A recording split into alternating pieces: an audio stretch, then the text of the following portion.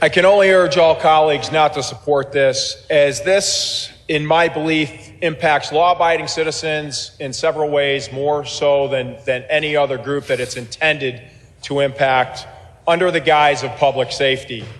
It's an infringement on our liberty, and it would be akin to this body passing legislation requiring a separate registration for each subsystem of an automobile, which I don't think anyone would think would be a good idea. It would be very burdensome, very expensive, hard to track, would have to be extended into several generations of cars, and I don't think anybody would think that would be a good idea.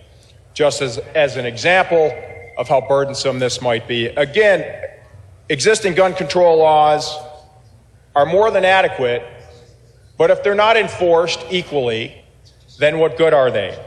And they still don't do an adequate job of stopping the source of most of our gun crime.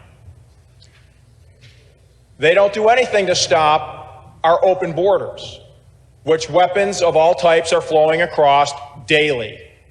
So if we really want to solve the problem of illegal firearms on our streets, in our communities, we have to acknowledge that our borders are open and that drugs and weapons are flowing across them right now as we speak.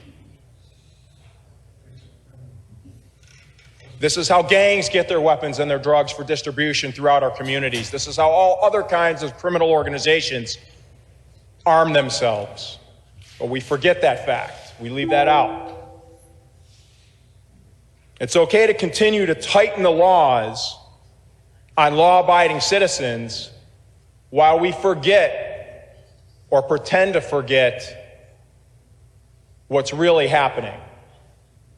The hypocrisy is ever present. And has been cited many times, when our judges can't even determine someone to be a public safety risk for our own communities, which we all live in, this is a problem. Again, I cite hypocrisy. I'll further extend this to people that are arrested numerous times and released upon our streets to incite violence and continue crimes of all categories and classes, time and time again, without accountability and or retribution for their crimes to society. Firearms are imperative for our farming community. I, for one, use firearms in many different applications on our farm all year. I would hate to burden farmers with even more regulations. That's the last thing they need.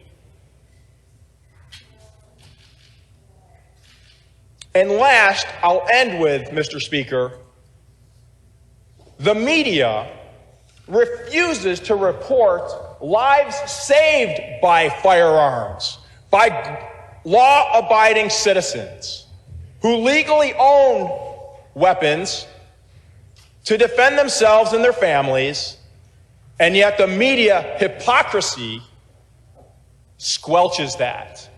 Every time a life is saved, a crime is mitigated, and property is secured. We just forget that fact and we shun it and try to pretend that it doesn't exist. I do not support this. I will not support this. I urge all of my colleagues not to support it under the guise of its hypocrisy. Thank you, Mr. Speaker.